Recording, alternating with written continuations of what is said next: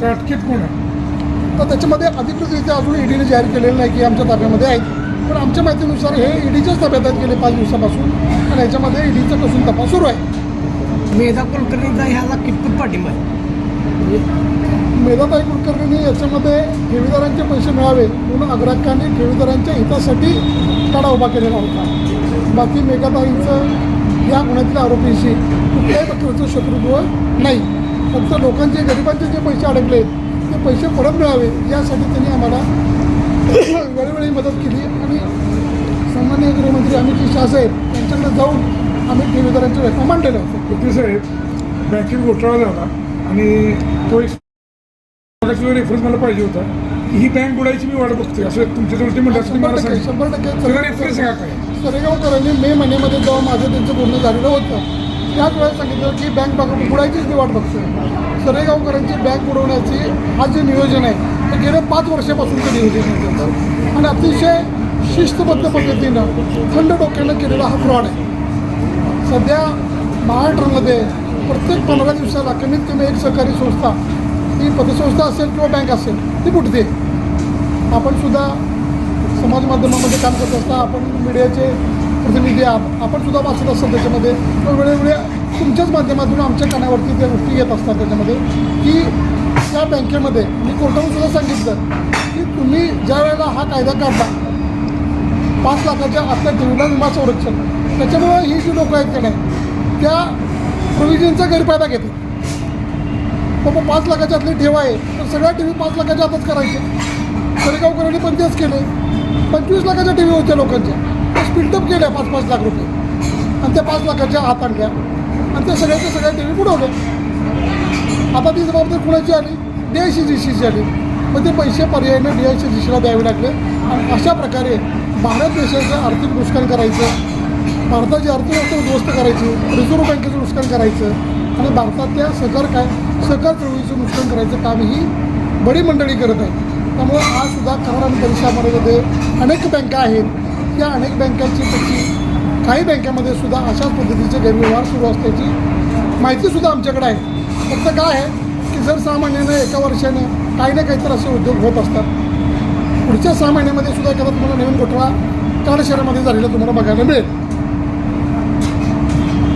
Police यंत्रणा 100% police यंत्रणेनं आत्तापर्यंत सुद्धा जे निपक्षपाताने काम करायचं होतं ते काम केलेलंच नाही. मग करायचं तत्कालिक त्यावेळेचे कोण होते आपले PSI इथं गेले ते तहसीलदार साहेब असते. यांना सुद्धा आम्ही ज्या वेळेला FIR दाखल झाली त्यावेळेला आमच्या समोर तो MPID ॲक्ट लावलेला होता. आम्ही बाहेर गेलो, FIR झाली आणि काही काळातच त्यांनी ते पाणीच बदललं. म्हणजे ते शिक्षणच काढून टाकलं त्यांनी त्याच्यामध्ये. मग आम्ही त्या संदर्भात त्यांना विचारणा केली तर म्हणजे हे उद्योग आम्ही केलेलं नाही, तुम्ही वरिष्ठांना विचारा. मग याच्यामध्ये आरोपीला पाठबळ देणं किंवा आरोपीचा अभय करणं किंवा त्याला वाचवणं हे अशा पद्धतीचं काम न कळत पण पोलीस खात्याकडून त्याच्यामध्ये झालेलं आहे. तुमची जर निपक्ष भूमिका असती तर 50 पैकी 25 आरोपी तर तुम्हाला आज गाजाड दिसले असते. सामान्य माणसाला अटक करताना तुम्ही कुठला कायदा वापरताय? त्याला तात्काळ अटक करताय, त्याच्या घराची जप्ती करताय, त्याची भांडीकुटी करताय. आता याच्यामध्ये किती लोकांची भांडीकुटी तुम्ही जप्त केली, किती लोकांना तुम्ही अटक केली, हा सुद्धा संशोधनाचा विषय आहे. हा जो आपल्या इथं जो आहे याचा ठेका सुद्धा शार्दूल सुरेश सरेगावकर म्हणजे मुकुंद सरेगावकर यांना दिलेला आहे आणि सुमारे 1 वर्षभर त्यांच्या नावानं कुठल्याही पद्धतीचं टेंडर पास झालेलं नाही. टेंडर झालेलं नाही तरी पण ते देखभाल करत आहेत तिथं. त्या संदर्भात सुद्धा संजीव कुलकर्णी बरोबर आहेत माझ्या, त्यांनी या संदर्भात एक्झिक्युटिव्ह इंजिनियर सातारा रोकडे साहेब मला वाटतं यांच्याकडे आम्ही तक्रार केलेली आहे की कशाच्या आधारे तुम्ही त्याला तिथं देखभाल दिली. तुम्ही जेव्हा त्याला देखभालीसाठी त्यावेळेला अथोराईज करताय तर कुठल्या अधिकाऱ्याने त्याला दिलं याचंही उत्तर अजून अद्याप त्यांनी आम्हाला दिलेलं नाही. त्यामुळं राजकीय शक्तीचा वापर करून अशा पद्धतीचे उद्योग सरेगावकर कुटुंबियांच्याकडून चालू आहेत ते तात्काळ कुठेतरी थांबलं पाहिजे. बोला. डॉक्युमेंट्स बघितली तर त्याला जोडलेली जी काही डॉक्युमेंट्स होती त्यातले 90% डॉक्युमेंट्स फेक आहेत. कशा करता जोडलेली? टेंडर मिळवण्यासाठी टेंडर मिळवण्यासाठी जी डॉक्युमेंट्स मागवली ती पण फेक आहे. मग शासन स्तरावरती मान्य कशी झाली? ते अजून ठेका झाला नाही त्यांच्या नावावर, शासकीय स्तरावरती मान्य झालेली नाही. शासकीय त्यांना आता जो ठेका मिळालेला आहे हा ठेका मिळालेला आहे. मागचा ठेका याच्यामध्ये दीड वर्ष त्यांनी अशीच चालवली आहे. बिन टेंडरचं बिन कागदपत्राचं. बिन कागदपत्र बिन टेंडरची चालवली आहे. आणि या संदर्भात आमचा लढा त्यांच्याबरोबर सुरू आहे आता. तुम्ही तक्रार दिली आहे का? हो ठीक आहे ना. त्याच्याशिवाय दुसरी गोष्ट तुम्हाला सांगायचं राहून गेलं, या तिघा भावांनी सुद्धा प्रत्येकी 17 लाख रुपयाची सबसिडीसुद्धा मिळवलेली आहे. ग्रीन हाऊससाठी, पॉली हाऊससाठी, जरबेरासाठी वेगवेगळ्या फुलांचं प्लांटेशन करणं. तर भारत सरकारकडून येणे सुमारे 51 लाख रुपयाची सबसिडी मिळवलेली आहे.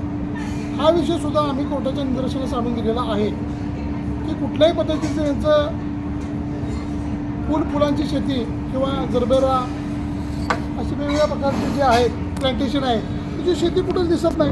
आणि याने अनुदान तर मिळवले, त्याचेही डॉक्युमेंट्स आम्ही कोर्टाला सादर केले होते आणि प्रथमदर्शनी कोर्टाने सुद्धा ते काही गोष्टी मान्य केलेल्या आहेत. आता याच्यामध्ये दुसरा एक विषय असा आहे की ऑडिटरनं ऑडिट केलं, पण काही ठेव पावत्या अशा आहेत की परदेशातून लोकांनी ठेवी ठेवलेल्या आहेत.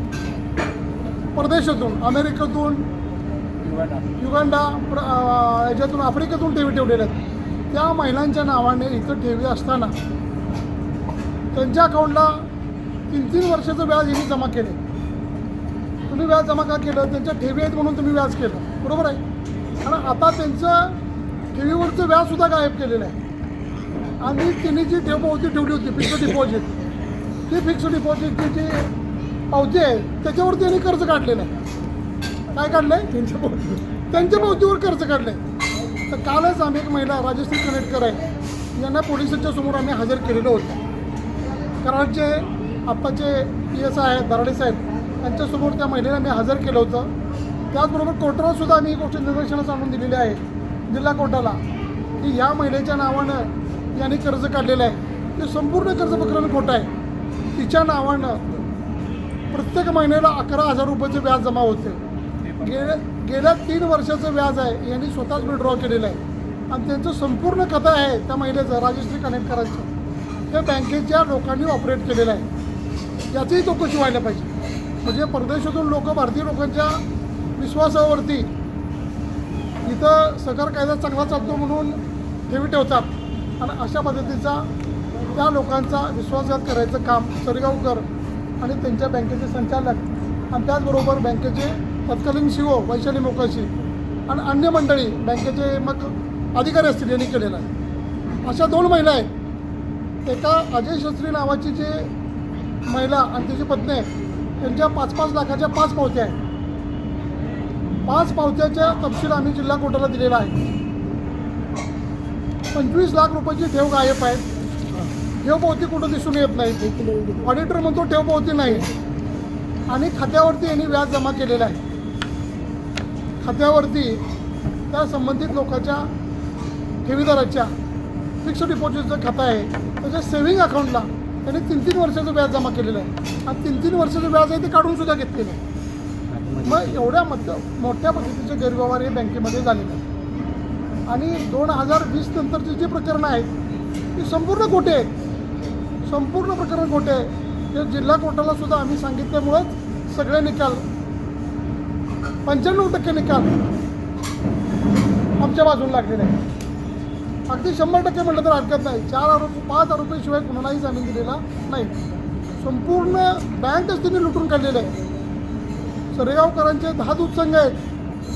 10 दूध संघापैकी एकाही दूध संघामध्ये 1 लिटरचं संकलन होत नाही. आणि 10 दूध संघाला जवळपास 15 कोटी रुपयाची उचल दिलेली आहे, कर्ज दिलेलं आहे. प्रत्येक दूध संघाला 1.5 कोटी, कुणाला 1 कोटी असं कर्ज दिलेलं आहे.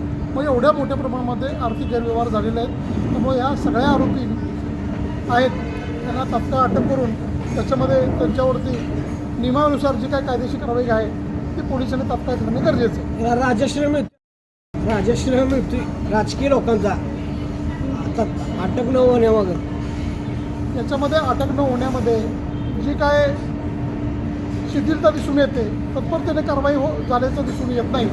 एका महिन्यामध्ये फक्त एकाच आरोपीला अटक केलेली आहे. त्याच्यावरून तुम्हीच पत्रकार मंडळी ठरवावं की याच्यामध्ये वेगानं काम होतं आहे तर याच्यामध्ये कोण तर आपल्या आरोपीला जामीन मिळायची वाट बघते. आरोपी आता हायकोर्टला जाऊन जामीन मिळाल्यानंतर तुम्ही मग अटक करणार का त्यांना? एकदा हायकोर्टात जामीन मिळाला की तुमची अटक करायची प्रोसिजर थांबली. हायकोर्टाने जामीन अर्ज फेटाळला तर सुप्रीम कोर्टात जाणार ते मॅटर. कारण आता जिल्हा कोर्टात तर सगळं बऱ्यापैकी मॅटर क्लिअर झालेलं आहे. मात्र हे मॅटर ऑपरेट करते कोण? ईडी करते का कोण? 3 ठिकाणी कारवाई चालू आहे. ईडीची कारवाई स्वतंत्र चालू आहे. आर्थिक गुन्हा अन्वेषण सातारा आहे, त्यांची कारवाई स्वतंत्रपणे चालू आहे. त्याच्यामध्ये इनामदार साहेब आहेत, ते इन्व्हेस्टिगेशन ऑफिसर आहेत. मला वाटतं शहा पण त्यांचे काहीतरी हेड आहेत मला वाटतं. त्यांची कारवाई स्वतंत्रपणे चालू आहे. पण आता उपनिबंधकांनी सुद्धा याच्यामध्ये लायबिलिटी फिक्स करण्यासंदर्भात नोटिसा काढलेल्या आहेत.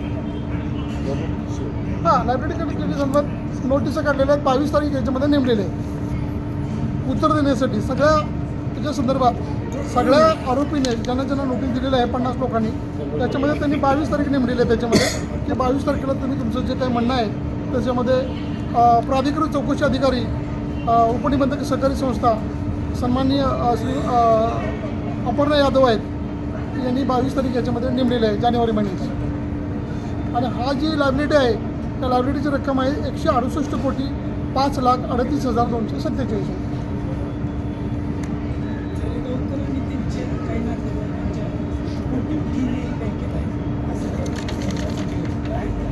बँकेमध्ये सरगावकर कुटुंबाच्या कसल्याही ठेवी नाही आहेत. तर खोटं सांगितलं. सरगावकर अतिशय शुद्ध खोटं बोलत आहेत. बँकेमध्ये कुठल्याही प्रकारच्या त्यांच्या ठेवी नाही आहेत. फिक्स डिपॉझिटच्या ठेवी त्यांच्या नाही आहेत, त्यांच्या कुटुंबाच्या नावाने नाही आहेत.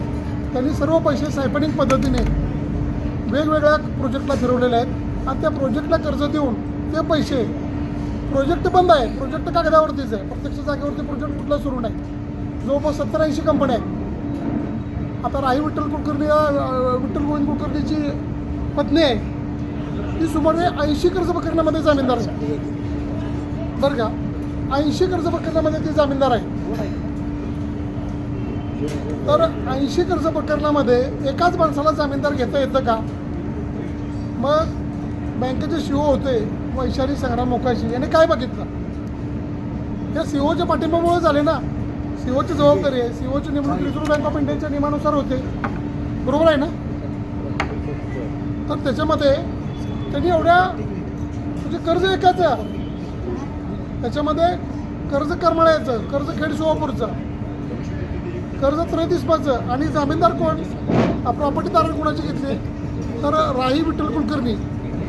त्याच्यामध्ये म्हणले याची बुरुंड येथील जमीन तारण घेतली. प्रत्यक्ष तारणदस्त अस्तित्वात कुठेही नाही, तारणदस्तच नाही त्याच्यामध्ये.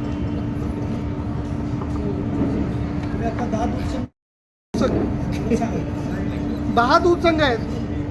10 दूध संघाला जवळपास त्यांनी 15 कोटी रुपयाचं कर्ज दिले. वेगवेगळ्या नावाने दूध संघ काढलेले आहेत. दारा दूध संघ, तारणी दूध संघ, पद्मनाभन दूध डेअरी, कैवले दूध डेअरी ॲग्रो फार्म, हे सगळं करमाळ्यामध्ये आहे. आपण करमाळ्याला गेला तर तिथं 22 एकर जमीन घेतलेली आहे त्यांनी. त्याचे उतारेसुद्धा माझ्याकडे आहेत. तुम्हाला पाहिजे तर मी आता ते उतारेसुद्धा शेअर करतो की ह्यातला जो आरोपी आहे, आता जो न्यायालयीन कस्टडीमध्ये आहे विठ्ठल गोविंद कुलकर्णी, याच्या नावाने तिथं 7-12 आहे. तिथं दुधाचा प्रोजेक्ट उभा केलेला आहे. जागेवरती प्रोजेक्ट नाही, कागदावरती प्रोजेक्ट आहे. म्हैस नाही, गाय नाही, दूध देणारं कुठलंही जनावर तिथं तुम्हाला दिसून येणार नाही. सगळे दूध संघ आहेत. 10 दूध संघ आहेत जवळपास, कागदावरतीच आहे. सगळ्या कंपन्या यांच्या 70-80 कंपन्या आहेत कागदावरती. हां, आता रेटऱ्यामध्ये बरं का, आता रेटऱ्यामध्ये निपुण मशिनरी, त्याच्यानंतर यांत्रिक प्रोसेस ऑटोमायझेशन. आता रेटरे कारखाना येते. रेटरा कृष्णा सकरी कारखाना एवढाच आपल्याला मोठा दिसतो, पण तिथं 25 कोटी रुपयाची एखादा दुसरी फॅक्टरी दिसते का तुम्हाला? कधी गेलाय का तुम्ही? बघितली का? तुम्हाला कधी दिसली का? नाही. पण मुक्काम पोस्ट रेटरे या नावानं जवळपास 8 ते 10 कंपन्या आहेत. निपुण व्हेंचर्स आहे, निपुण मशिनरी आहे, मातोश्री रिटेलेटर्स आहे, त्याच्यानंतर यांत्रिक प्रोसेस ऑटोमायझेशन आहे, युनिव्हिजन स्पा आहे.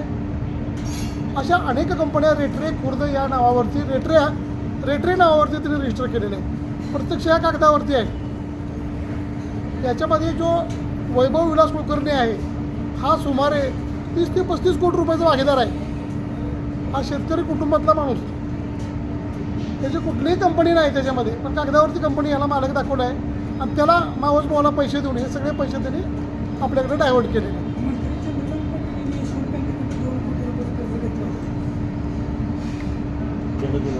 आता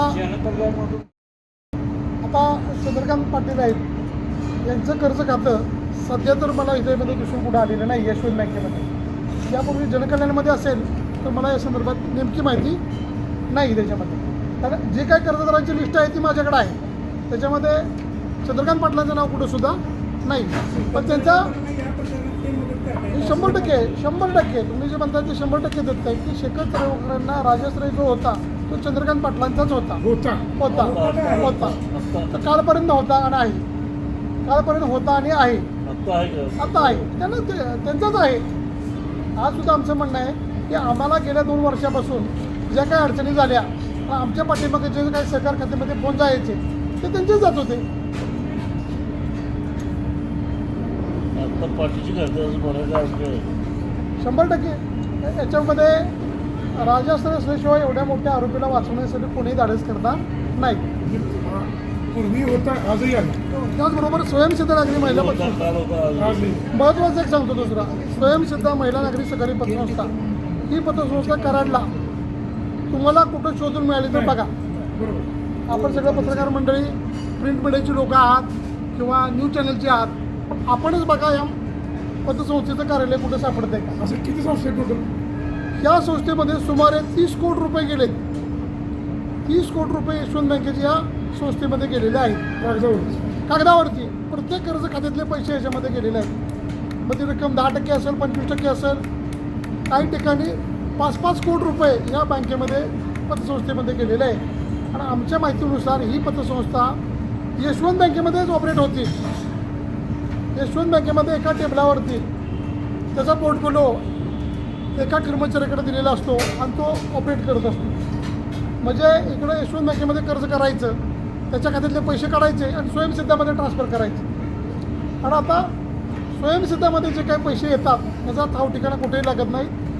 उपनिबंधक आपण शाळेचे जे उपनिबंधक आहेत त्यांनासुद्धा आम्ही लेटर दिलेलं आहे की आम्हाला या संस्थेची माहिती, त्याचं ऑडिट रिपोर्ट 3 वर्षाचे ती सगळी माहिती मिळावी. तर त्यांनासुद्धा हे सापडलेलं नाही अजूनसुद्धा कुठंसुद्धा संस्था सापडत नाही. म्हणजे एवढ्या मोठ्या पद्धतीचा गैरव्यवहार ठरवूनच उठली. आणि जिथे त्याचं ऑफिस रजिस्टर्ड ऑफिस म्हणून सांगितलंय ना, तिथे आता एका डॉक्टरचं क्लिनिक आहे. त्याच्यामधला एक ठेवीदार आहे बरं का. याच्यामध्ये श्रीपाद कुलकर्णी नावाचा एक ठेवीदार आहे आणि बँकेचा कर्जदार पण आहे, जामीनदार आहे मला वाटतं. तर त्याचे 5,37,00,000 रुपये या पतसंस्थेत गेले. किती? माझ्याकडे कागदोपत्री पुरावा आहे, मला पाहिजे असलं तर सगळ्यांना मी दाखवू शकतो. फक्त तुम्ही दाखवा म्हणला की 2 मिनटात तुम्हाला दाखवतो. मी सगळ्या गोष्टी कागदावरती बोलतो.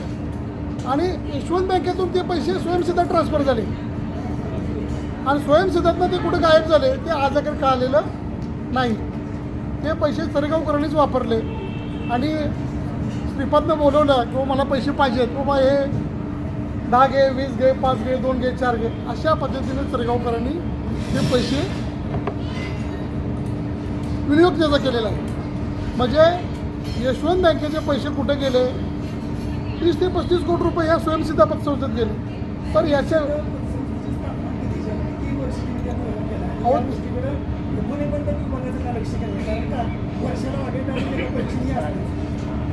हे सगळं कायदेशीर झालं, कागदोपत्री सगळ्या निवासं झालं. यशवंत बँकेत किंवा स्वयंसिद्धेमध्ये कुठलाही नियम, कुठलाही कागद, कुठलाही कायदा पाळला गेलेला नाही.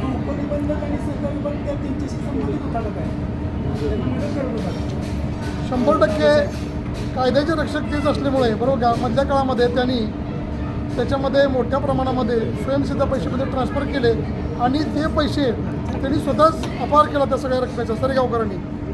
प्रत्येक कर्ज खात्यातील सुमारे 15 ते 20% रक्कम आहे ना ती त्याच्यामध्ये गेलेली आहे.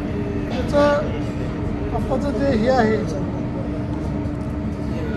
स्वयंसिद्धाचं त्याचा जो बोर्ड आहे तो यशवंत बँकेतून तुम्हाला बघायला मिळेल.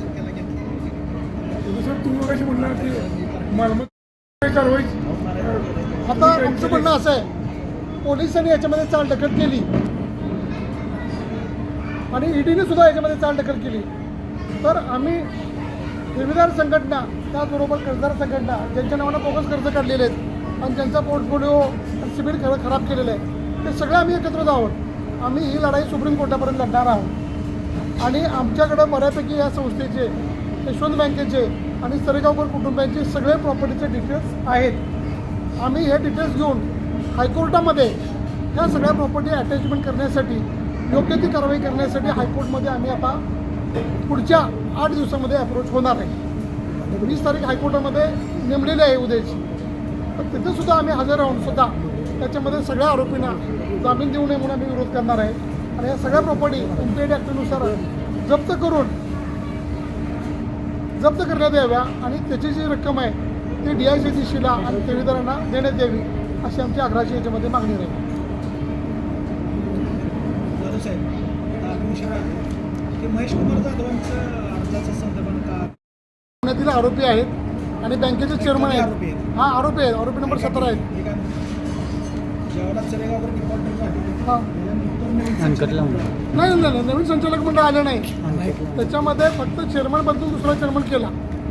त्यावेळेच्या संचालक मंडळात महेश कुमार जाधव आहेत की कधीपासून आहेत 20 पासून आहेत ते.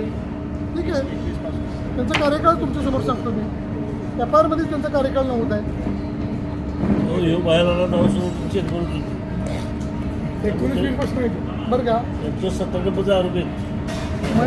19 नंबरचे आरोपी आहेत जाधव महेश कुमार जगन्नाथ.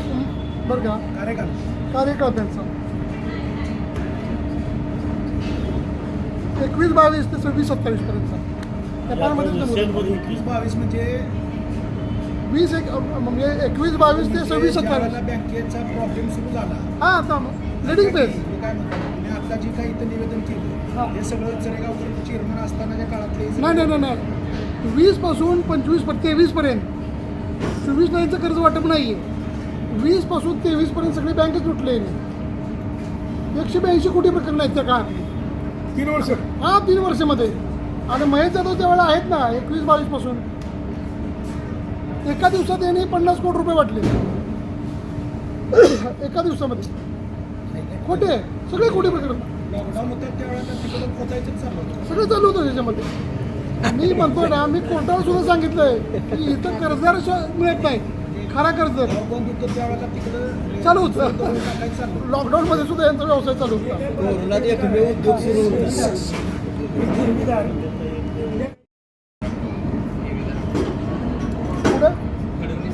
पुढे ठेवीदार संघटनेचे मुख्य राजेंद्र घोडके साहेब आहेत ते होते, संघी साहेब आहेत ते होते, त्याचबरोबर जगदाळे आहेत, मारुती विठ्ठल जगदाळे आहेत ते होते. त्याच्यामध्ये ठेवीदार संघटना आमच्यासोबत कायमच आहे त्याच्यामध्ये.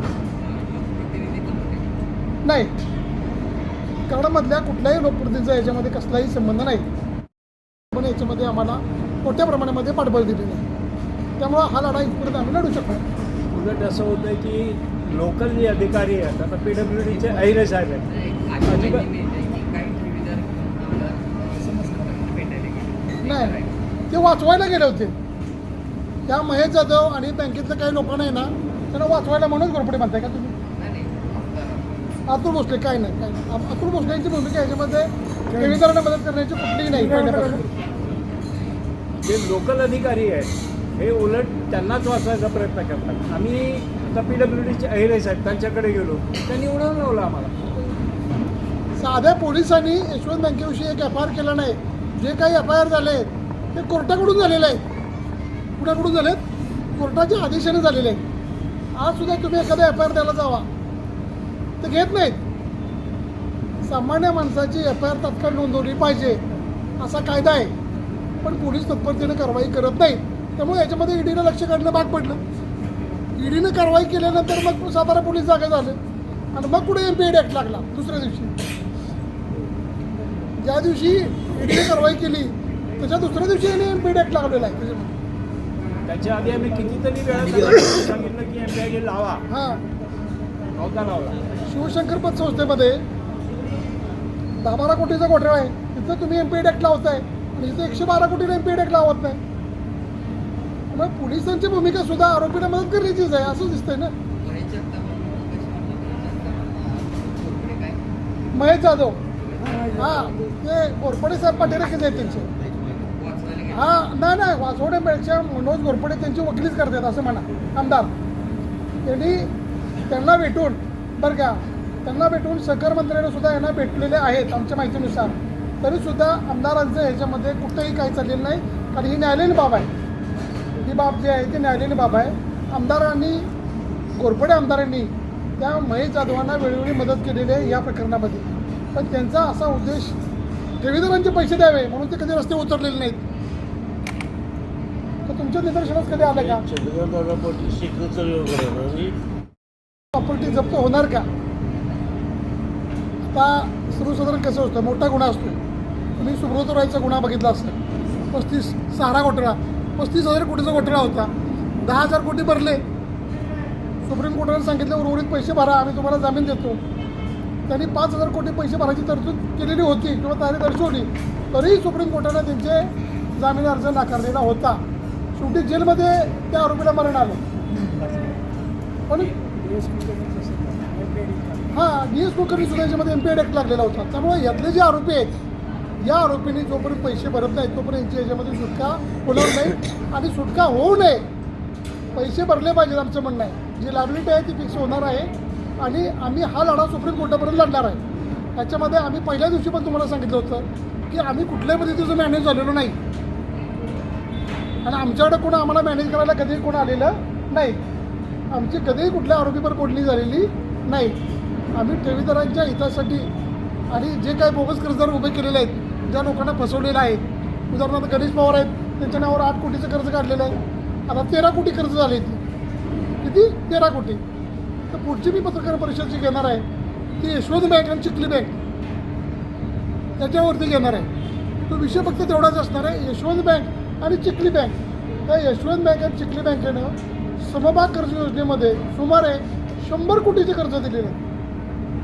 आणि ही कर्ज आपल्या कराड परिसरामध्ये आणि पुणे जिल्ह्यामध्ये अनेक लोकांना दिलेले आहेत आणि या सगळ्या लोकांची फसवणूक केलेली आहे आणि ह्या लोकांचं सिबिल खराब केलेलं आहे ह्याच्या प्रॉपर्टी जप्त केलेल्या आहेत त्यामुळं चिखली बँकेचा जो चेअरमन आहे इकडे याचीही चौकशी ईडीकडून होणे गरजेचं आहे कारण हा सुद्धा आरोपी जो आहे सतीश कुमार गुप्ता याच्यावरती 3 ठिकाणी गुन्हे दाखल झालेले आहेत चिखलीमध्ये सुद्धा बुलढाण्याला गुन्हा दाखल झालेला आहे पुण्यामध्ये गुन्हा दाखल झालेला आहे कराडमध्ये गुन्हा दाखल झालेला आहे आणि याच्यामध्ये तपास हा वेगानं सुरू नाही आहे आरोपी वजनदार असल्यामुळं हे थोडेफार ह्याच्यामध्ये आर्थिकदृष्ट्या सक्षम असल्यामुळं याच्यामध्ये वेगानं तपास होत नाही त्यामुळे याचीसुद्धा ईडीकडून चौकशी भविष्यकाळात झाली पाहिजे यासाठी आम्ही कागदोपत्री पुराव्यानिश्चय पुढच्या वेळेला आम्ही तुमच्यासमोर सामोरे जाऊ